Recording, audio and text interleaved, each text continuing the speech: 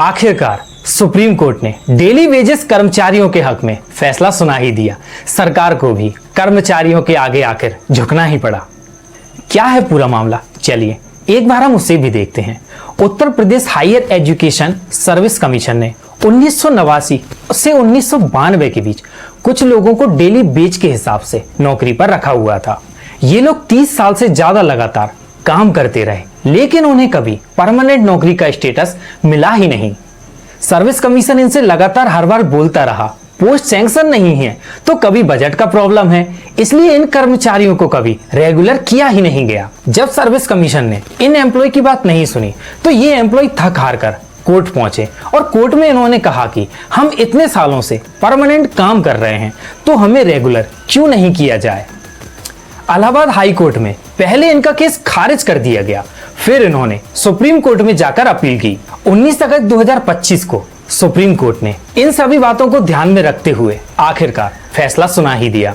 Supreme court ने कहा कि अब डेली वेजेस वर्कर को ऐसे एक्सप्लॉइट नहीं कर सकते। सरकार या कोई भी गवर्नमेंट बॉडी टेम्परेरी लेबल लगाकर लोगों से लगातार यानी रेगुलर काम नहीं करवा सकती।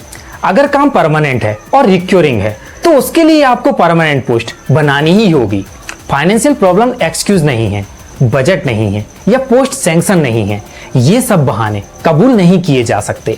ऐसा करना संविधान के आर्टिकल 14, 16 और 21 equality, right to service by merit, right to dignity का वायोलेशन है। कोर्ट ने साफ कहा है कि इन सभी को 2022 से रेगुलर माना जाए, क्योंकि उस टाइम हाई कोर्ट ने पहली बार उनका केस कंसीडर करने को बोला था। अगर सैंक्शन पोस्ट अवेलेबल नहीं है, तो सुपर न्यूमरी पोस्ट क्रिएट करो और उन्हें रेगुलर का स्टेटस दो। इतना ही नहीं, सुप्रीम कोर्ट ने यह भी कहा कि इन सभी कर्मचारियों को 2002 से लेकर अब तक जितना सैलरी डिफरेंस है डेली वेजेस और रेगुलर सैलरी का, वो सब एरियर के साथ इनको मिलेगा। जो कर्मचारी रिटायर हो चुके हैं उनकी पेंशन और ड्यूज दोबारा कैलकुलेट होंगी। जो मर चुके हैं उनके परिवार को कंपेंसेशन भी मिलेगा।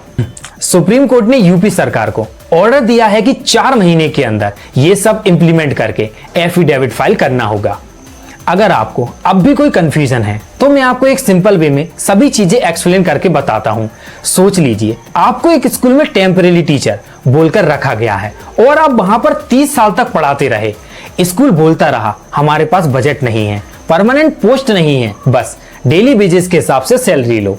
तो इसके ऊपर सुप्रीम कोर्ट ने साफ कहा है, ऐसा एक्सप्लॉइट करना इलीगल है। अगर काम परमानेंट नेचर का है, तो वर्कर को रेगुलर स्टेटस मिलना ही चाहिए।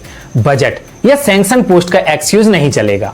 विभाग और सरकार ने तो कर्मचारियों की कभी सुनी ही नहीं। आज कम से कम सुप्रीम कोर्ट ने एक बार तो कर्मचारियों की सुन ली और इन कर्मचारियों को अब रेगुलर स्टेटस दे दिया गया। दोस्तों, अगर आपको ये वीडियो पसंद आया हो, तो हमारे चैनल आपकी बात को सब्सक्राइब कीजिए। हम आपके लिए ऐसे ही आउटसोर्सिंग और संविदा से रिलेटेड महत्वपूर्ण जानकारियां लाते रहते हैं। हम आपसे फिर मिलेंगे अगले वीडियो में। तब तक के लिए जय हिंद।